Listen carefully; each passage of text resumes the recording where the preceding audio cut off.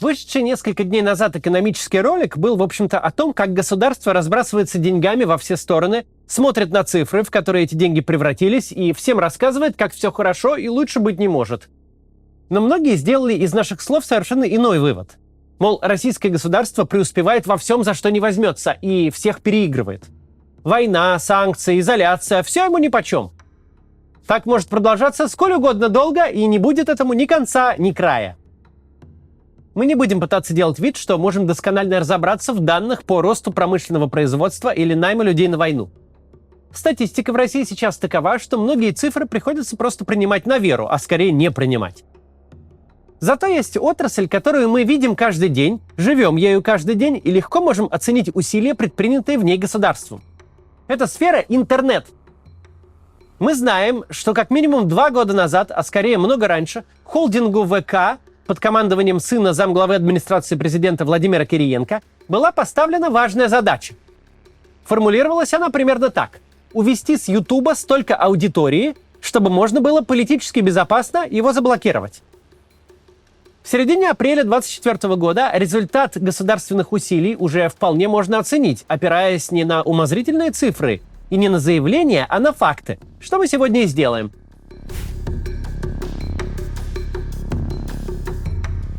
Интернет — это вам не гражданская авиация, где от концепта до готового продукта проходит 20 лет, а потом получившаяся модель еще полвека выпускается в принципиально неизменном виде. В интернете за 2 года не то что отдельный проект, но целая технология может пройти полный цикл. От первой строки кода до мирового успеха и полного забвения. В интернете с его бешеной конкуренцией за внимание аудитории 2 года — это целая эпоха. И амбиции на эту эпоху у ВКонтакте были по-настоящему державные.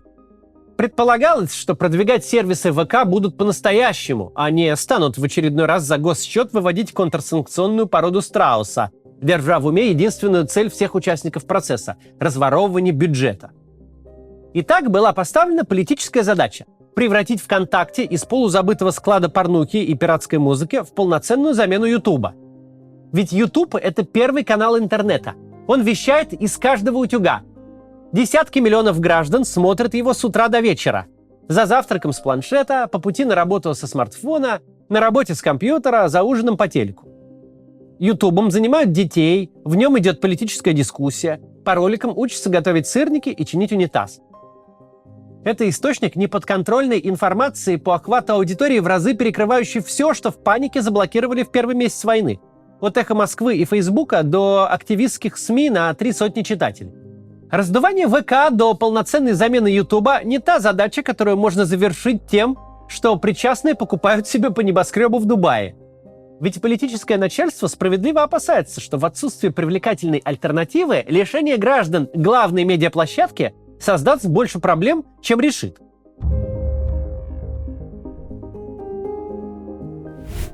Что же происходит, когда государство берется за такую задачу? Включается подход «калькулятор придумали трусы». Поставлена цель – оттянуть у Ютуба столько аудитории, чтобы его можно было заблокировать и не огрести политических последствий.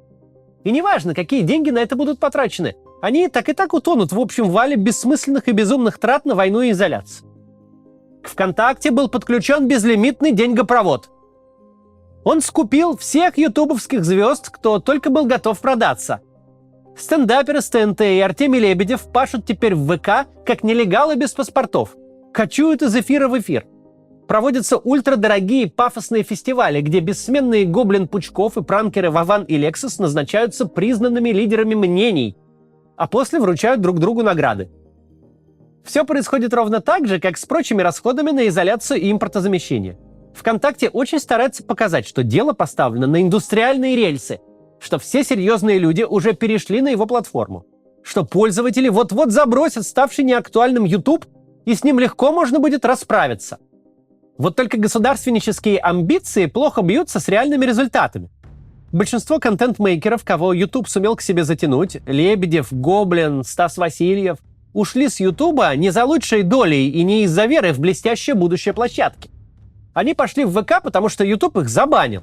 Аннигилировали, то есть уничтожили. По политическим мотивам, так сказать. Это политические репрессии, которые устраивает ЦРУ посредством рук украинских националистов. Если не считать комиков с ТНТ, которых ВК действительно выкупил целиком, остальные сменили площадку от того, что им деваться было некуда. Их успешную медийную карьеру закончил ютубовский банхаммер. Я такие баны не поддерживаю, но сегодня мы не об этом. За прошедшие 2 года даже близко не случилось того, к чему стремились.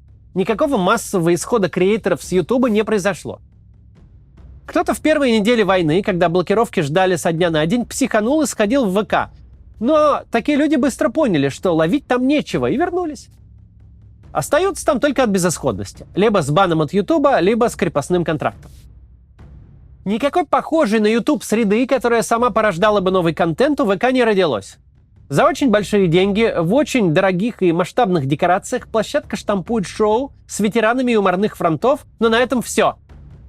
Ни одного нового формата, ни одного нового лица, которое бы там преуспело без вливания денег от ВК. То же касается и аудитории. У тех, кто по тем или иным причинам согласился переползти в ВК, есть общая проблема. Они там никого не встретили.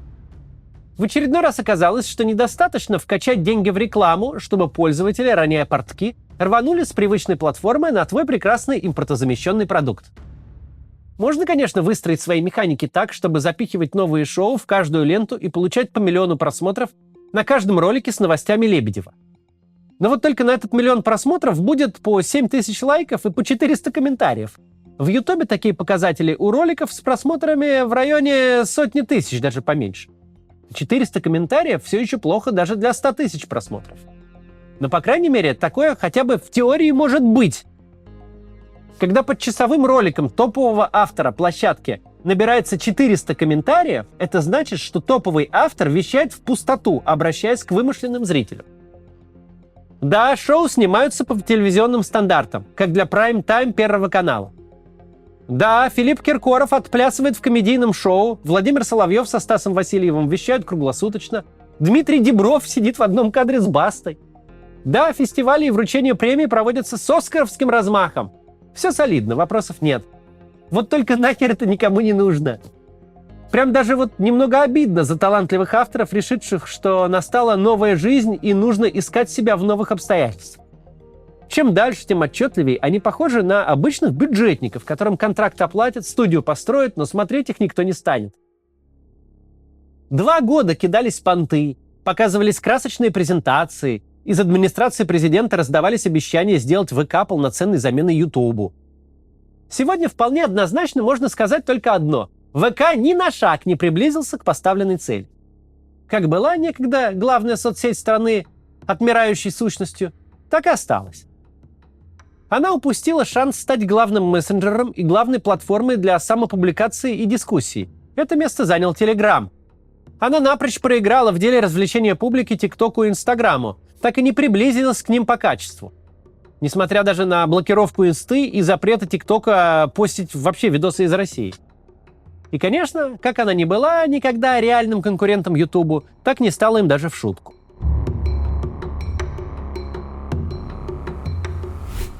Почему мы, собственно, говорим о ВКонтакте? Почему нас интересует судьба соцсети, знавшей лучшие дни, которую отдали в управление наследнику Кириенко? Потому что интернет – один из немногих рынков, где дурь каждого видна за километр. Где любые понты, любые громкие заявления моментально разбиваются о практику. Это не производство снарядов и ракет, не манипуляция с экономической статистикой, не чепуха об импортозамещении.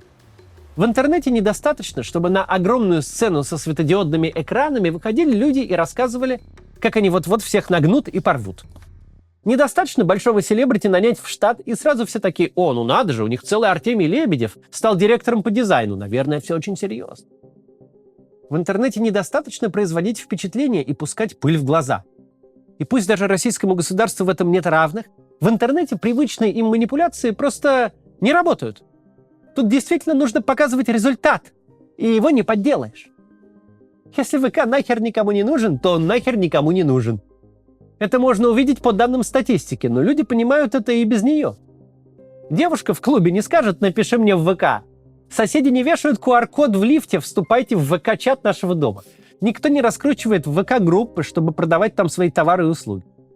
Почти у каждого бара обязательно есть канал в Телеграме, а страничка во ВКонтакте обновлялась хорошо, если 4 года назад, и большинство подписчиков там с аватарками удаленной страницы. ВК давно перестал быть площадкой, которая объединяет всех и каждого. Это факт, с которым не поспоришь. Он показательнее любых цифр. Платформа в руках эффективных госменеджеров не превратилась в конкурента Ютубу. Мало того, она перестала быть даже тем, чем была – местом знакомств, общения, самораскрутки и горизонтального взаимодействия. Это не тот случай, когда можно сказать: вы, мол, диванные эксперты, ничего не понимаете, тут серьезные люди серьезными делами занимаются. К 2030 году построят 1000 новых самолетов, за пару лет переведут экономику на военные рельсы, наклепают снарядов и танков больше, чем весь остальной мир вместе взятый. И вообще построят замкнутую на себе экономику, избавив россиян от проклятого импорта. В других отраслях такие песни могут действительно работать. Несчастные западные эксперты, наслушавшись заявлений российских чиновников, на полном серьезе начинают их пересказывать. Дескать, посмотрите, какие они бодрые и уверенные, какие хорошие у них цифры. Должно быть война, и вся политика Путина стране только на пользу. И воевать у них есть кем, и танки они клепают как не в себя. И экономика у них растет. Пора, наверное, думать, как с ними договориться по-хорошему, ведь с каждым днем они будто бы только крепчат. Но вот в той отрасли, о которой мы точно можем сказать что-то определенное, ситуация прям противоположная. Задачу отжать аудиторию у Ютуба выполнили так успешно, что теперь административным дрыном пытаются перегнать школьные родительские чаты из WhatsApp в ВК. Но даже в этом провалились. На Ютубе больше нет российской монетизации. Он медленнее работает из-за сокращения кэширующих серверов. Он больше не считает Россию важным для себя рынком и не поддерживает креаторов. Но даже в этом состоянии государственные усилия и государственные деньги на снижение его позиций дали результат обратный ожидаемому. Каждый, кто ушел с Ютуба, ушел в никуда и ни с чем. Весь топ Ютуба готов оставаться на нем даже в сильно худших условиях, чем было. Если в первой неделе после начала войны кто-то опубликовал ссылки, дескать, подписывайтесь на меня в ВКонтакте, то сейчас с этим завязали. Потому что никакого ВКонтакте в реальном мире больше нет. В чем тут полезный для нас вывод? Когда мы говорим о некоторых успехах путинской системы, о цифрах номинального экономического роста, о поиске живой силы на войну, о способности освоить бюджет, мы всегда говорим просто о расходах.